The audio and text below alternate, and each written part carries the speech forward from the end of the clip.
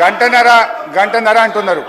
గంటన్నరలో ముఖ్యమంత్రి గారు, ఉప ముఖ్యమంత్రి గారు, శ్రీధర్ బాబు గారు, జూపల్లి గారు, కోమటిరెడ్డి గారు, 5 మంత్రులు మనిషికి 3 సార్లు లేస్తే ఇక నేను గంటన్నరలో నేను ఏం మాట్లాడినట్టు? ఈజ్ ఇట్ నాట్ డిస్టర్బెన్స్ అధ్యక్ష?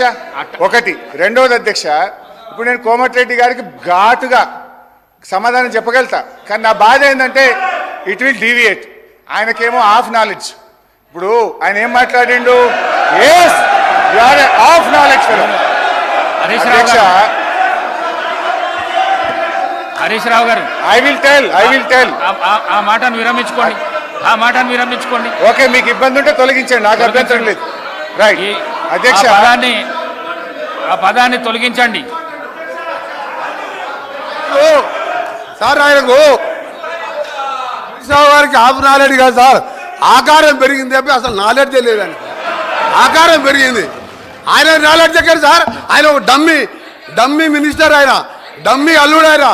ఆయనకు హాఫ్ నాలెడ్జ్ కాదు, ఆకారం పెరగానే సరిపోదు, బుద్ధి ఉండాలి. దళితులు ముఖ్యమంత్రి అన్నాడా లేడా? మీ మామ అన్నాడా లేడా?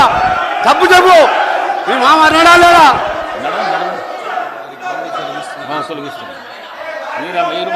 స్పీకర్ సార్, ఇదే కోమటిరెడ్డి వెంకటరెడ్డి గారు 50 కోట్లకు పిసిసి అధ్యక్ష పదవి కొనుక్కున్నాడు రేవంత్ రెడ్డి గారని ఈయనే చెప్పింది కదా సార్. మరి దాన్ని ఏమంటారు అధ్యక్ష? ఇదే కోమటిరెడ్డి వెంకటరెడ్డి గారు జిల్లా కలెక్టరేట్లు